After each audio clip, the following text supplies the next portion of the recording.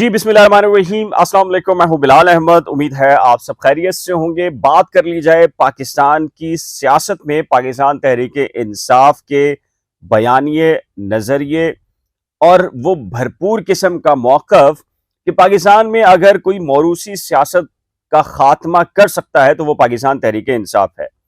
Leadership ہو یا کارکنان بھرپور طریقے سے یہ دلائل دیتے نظر آتے ہیں کہ ہمیں پاکستان سے موروثی سیاست کا خاتمہ ہمیشہ کے لیے کرنا ہوگا اور یہ کام صرف پی ٹی آئی کر سکتی ہے، لیکن بڑے ادب کے ساتھ کہ کیا پاکستان تحریک انصاف کے اندر موروثی سیاست جنم تو کیا پروان نہیں چڑھ رہی؟ یہ ایک بڑا کویسچن مارک ہے، بڑے ادب کے ساتھ، جو آج کے ولاگ کے اندر ڈسکس کرنا ہے۔ ہم اسپیسیفک بات کر لیتے ہیں شاہ محمود قریشی فیملی کی۔ شاہ محمود قریشی فیملی، جن میں جو سربراہ شاہ محمود قریشی صاحب ہیں، وہ خود وائس چیئرمین ہے پاکستان تحریک انصاف کے، فیصلہ ساز ایک اہم لیڈرشپ ہے، ان کا تصور اس کے اندر موجود ہے، اور جہاں اہم فیصلے ہوتے ہیں وہاں پر شاہ محمود قریشی اس کا باقاعدہ حصہ تصور کیے جاتے ہیں، اور ان کی مرضی کے بغیر، منشا کے بغیر فیصلے نہیں ہوتے۔ وہ خود رکن قومی اسمبلی ہیں۔ ان کے صاحبزادے زین قریشی 2018 میں NA 157 سے منتخب ہوئے رکن قومی اسمبلی۔ پھر اب انہوں نے جو استعفیٰ دیا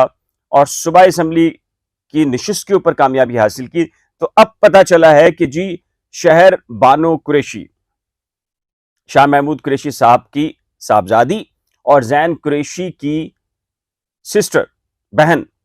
انہوں نے یہ فیصلہ کر لیا ہے کہ اب وہ صوبائی اسمبلی کے بعد جو نشست خالی ہوئی ہے قومی اسمبلی کی، زین قریشی نے جو خالی کی ہے، اس کے اوپر وہ پاکستان تحریک انصاف کے ٹکٹ کے اوپر انتخاب لڑیں گی۔ اور حیرت کی بات یہ کہ پاکستان تحریک انصاف نے بھی کوئی فیصلہ نہیں کیا کہ ٹکٹ کس کو دینا ہے، لیکن شاہ محمود قریشی فیملی نے یہ ڈیسائیڈ کر لیا ہے کہ جی، اور اس کمپین کا آغاز کر لیا حلقے میں، اور پوسٹرز وہاں پر چھپ گئے ہیں، ٹویٹر کے اوپر یہ بحث چل پڑی ہے کہ شہر بانو قریشی کو منتخب کروایا جائے۔ اب ایک معاملہ بڑا امپورٹنٹ ہے کہ کیا وجہ ہے کہ شہر بانو قریشی صاحبہ کی کمپین کا آغاز ٹکٹ ملنے سے پہلے ہی شروع کر دیا گیا؟ کیا اس بات کا یقین ہو چلا ہے کہ یہ موروثی سیاست کا حصہ ہے، اور یہ طے خود شاہ محمود قریشی فیملی نے کر لیا کہ جی ہم نے اس پہ حصہ لینا ہے، اور اس میں ٹویٹر کے اوپر اب ایک بحث چل رہی ہے۔ میں ذرا آپ کو ٹیکنیکل یہ بتا دوں کہ یہ جو شاہ محمود قریشی فیملی ہے، جو زین قریشی صاحبزادے ہیں ان کے، انہوں نے آخر کیا وجہ بنی کہ ابھی تو جو سپیکر قومی اسمبلی ہے انہوں نے ابھی ریزائن قبول نہیں کیا زین قریشی کا، تو کیا وجہ ہے کہ انہوں نے، زین قریشی نے یہ طے کیا کہ وہ صوبائی جو اسمبلی کی نشست ہے اس کے اوپر انتخاب لڑیں گے اور وہاں سے کامیابی حاصل کریں گے؟ پہلے تو آپ اس اسٹریٹجی کو ذرا سمجھ لیجئے۔ ایشو یہ ہے کہ ظاہر ہے آپ کے جو نئی نسل ہے انہوں نے سیاست کا آغاز کرنا ہوتا ہے، تو پہلے اس کا ضلعی سطح کے اوپر سیاست کا آغاز ہوتا ہے، پھر صوبائی سطح کے اوپر سیاست ہوتی ہے، اور پھر مرکزی سطح کے اوپر آپ کو سیاست کرنی پڑتی ہے۔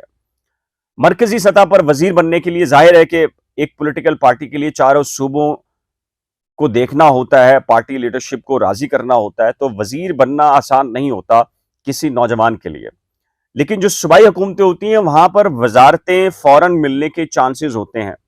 جیسے کہ پاکستان پیپلز پارٹی جو سندھ کے اندر ان کی جو نئی نسل ہے، اب آپ دیکھیں پرانے جتنے بھی لیڈرز ہیں ان کی جتنی بھی نئی نسل ہے وہ آ کے صوبائی وزیر بن رہی ہے، اور کیا کر رہے ہیں وہ آپ کو پتہ ہے سارا کچھ، موروثی سیاست۔ یہی کام پنجاب کے اندر جو مسلم لیگ نون کی جو لیڈرشپ ہے ان کی نئی نسل ہے وہ وزارتیں لے رہے تھے۔ تو اب یہ جو شاہ محمود قریشی صاحب نے یہ فیصلہ کیا کہ زین قریشی، ابھی سپیکر قومی اسمبلی نے ان کا ریزائن ایکسپٹ نہیں کیا، تو انہوں نے اپنے صاحبزادے کو صوبائی اسمبلی کی نشست سے انتخابات لڑوا دیے اور کامیاب ہو گئے وہ۔ مقصد کیا ہے؟ ظاہر ہے کہ صوبائی سطح کے اوپر وہ پہلے گروم ہو، وزارت ملے، پھر اس کے اندر وہ پہلے صوبے کی سیاست کو سمجھیں، پھر اس کے بعد وہ مرکز کی طرف آئیں گے۔ اچھا، اب ٹیکنیکلی طور کے اوپر ریزائن ایکسپٹ نہیں ہوا زین قریشی کا، لیکن ٹیکنیکلی گراؤنڈز کے اوپر ایک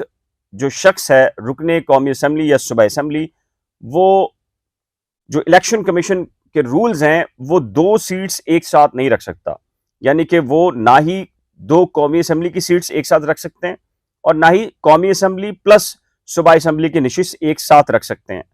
تو جیسے ہی وہ کامیاب ہوئے زین قریشی صوبائی اسمبلی سے, تو آٹومیٹکلی 60 دن کے اندر وہ ڈی سیٹ ہو کر وہاں پر الیکشن ہونا ضروری ہے. یہ الیکشن کمیشن آف پاکستان کے رولز کہتے ہیں. اور اس نشست کے اوپر جو پی ایس 227 ہے ملتان کی,